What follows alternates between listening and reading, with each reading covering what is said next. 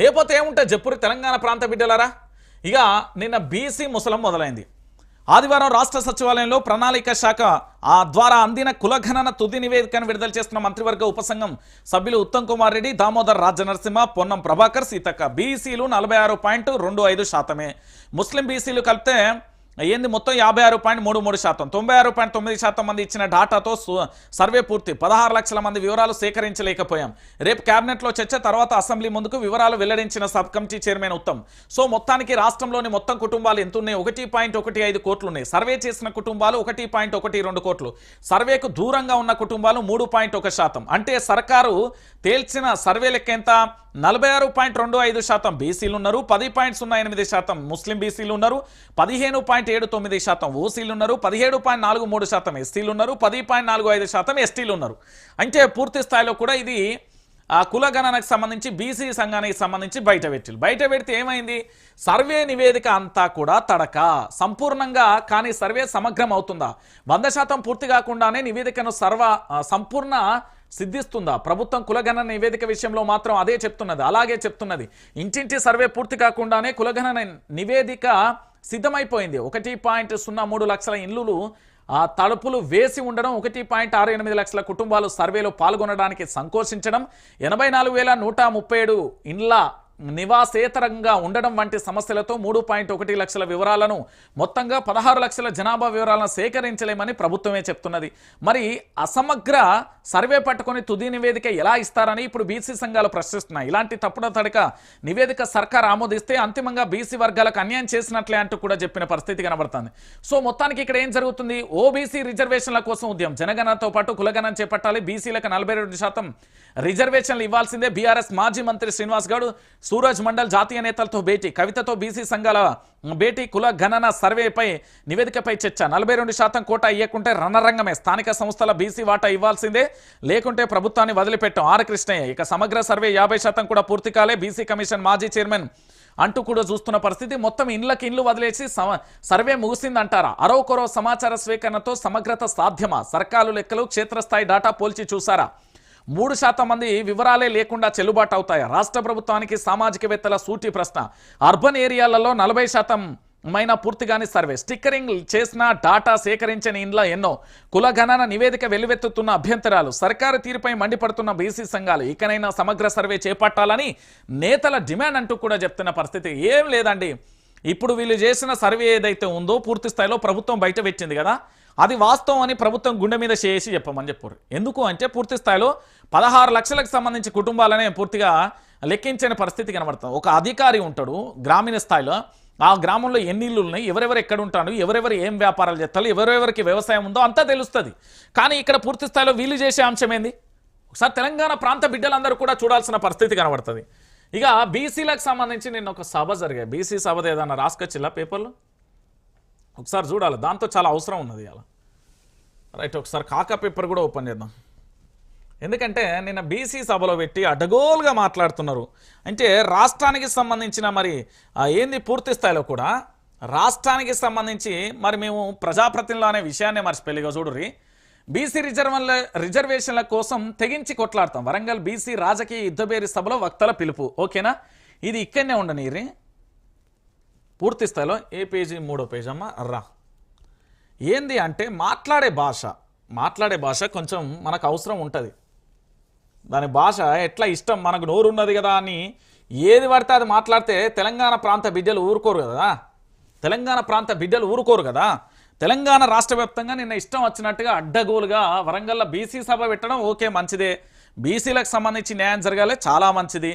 కానీ సభలో నోటికి వచ్చినట్టుగా కులాల మధ్య చిచ్చు పెట్టుడేంది? రెడ్లని, బీసీలని. ఒకసారి తెలంగాణ ప్రాంత బిడ్డలందరూ ఆలోచించాలి. నోరు ఎంతున్నదని అంత మాట్లాడలేం కదా మనం ఇట్లా మాట్లాడాలనుకుంటే చానుంటాయి. పచ్చి తెలంగాణ యాస భూతు పురాణం ఉంటుంది. రెడ్లను తిట్టడం, అంత దారుణంగా తిట్టే అంత ధైర్యం ఎట్లా వచ్చింది అంటే ముఖ్యమంత్రి యనమల రేవంత్ రెడ్డి ఏమైనా వెనక నుండి సపోర్ట్ చేద్దాం? ఆయన కూడా చేయడు. ఆయన పిలిపించుకొని ఆయన కూడా తిట్టించుకోడు కదా. బీసీ సభ మంచి ఉద్దేశంతో పెట్టిలు, సరే దాని కార్యక్రమాన్ని కానివ్వాలి. కానీ కులాల మధ్య చిచ్చు పెట్టుడేందండి? ఇక్కడ ఎస్సీలు ఉంటారు, ఎస్టీలు ఉంటారు, ముస్లింలు ఉంటారు, బీసీలు ఉంటారు, ఓసీలు ఉంటారు, అందరూ సమానమే కదా.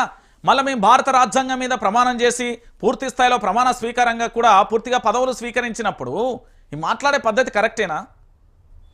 అంటే తెలంగాణ ప్రాంత బిడ్డలారా మేము ఏమైనా మాట్లాడతాం, అది ఏదైనా చెల్తుంది, మా దగ్గర ఏంది అధికారం ఉన్నది, దాంతోపాటు పూర్తి స్థాయిలో మాకు దగ్గర ఆర్థిక వనరులు ఉన్నాయి, లేకపోతే ఇంకోటి ఉన్నదా? బీసీ జనాభా ఏమన్నా పిచ్చోళ్ళు అనుకుంటారా? బీసీలు చాలా చైతన్యవంతులు. ఒక్క బీసీలే కాదు, అందరూ చైతన్యవంతులే. తెలంగాణ గడ్డలో పుట్టిన ప్రతి బిడ్డ కూడా చైతన్యవంతుడే. తెలంగాణ యావత్తు ప్రజలందరూ కూడా చైతన్యవంతులే. కానీ కులాల మధ్య ఏది చిచ్చుపెట్టి రాజకీయ స్వార్థాల కోసం, మంత్రి పదవుల కోసం, లేకపోతే ఇతరత్ర స్వార్థాల కోసం ఈ మాట్లాడడం దేని కరెక్టు అంటున్నా. ఎంత దారుణంగా మాట్లాడుతున్నారంటే నిన్న అరే వక్తలు మాట్లాడడం బాగున్నది, ఎమ్మెల్సీ కూడా ఎమ్మెల్సీ పదవిలో ఉండి అట్లా మాట్లాడడం ఎంతవరకు కరెక్టు? కొన్ని పదాలు నేను నిజంగా చెప్తున్నా, ఇది చాలా ఘోరమైన సంస్కృతి. లేదు గిట్లనే మాట్లాడతామంటే భవిష్యత్తులో ఏం జరుగుతుందో కూడా తెలుస్తుంది, చూపెడతాం. దాంతో ఏముంటుంది? ఇష్టానుసారంగా నిన్న ఇది నేను సపోర్ట్ చేసిన అండి.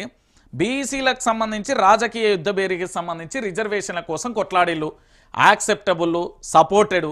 కానీ ఏది కులాల మధ్య చిచ్చుపెట్టుడేంది, రెడ్లని బీసీలని, ఇది ఎంతవరకు కరెక్టు? ఇది ఎంతవరకు కరెక్ట్ అనేది కూడా ఆలోచించాలి.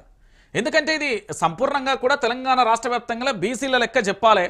దాంతోపాటు ఓట్లు ఎవరైతే ఉన్నారో దాంతోపాటు బీసీ జనాభా లెక్క ప్రకారం మరి నిజంగా మాట్లాడుకుంటే తెలంగాణలో 119 అసెంబ్లీ సెగ్మెంట్లో ఉంటే దాదాపుగా 101 మంది కూడా బీసీలే ఉండాలి ఎమ్మెల్యేలు.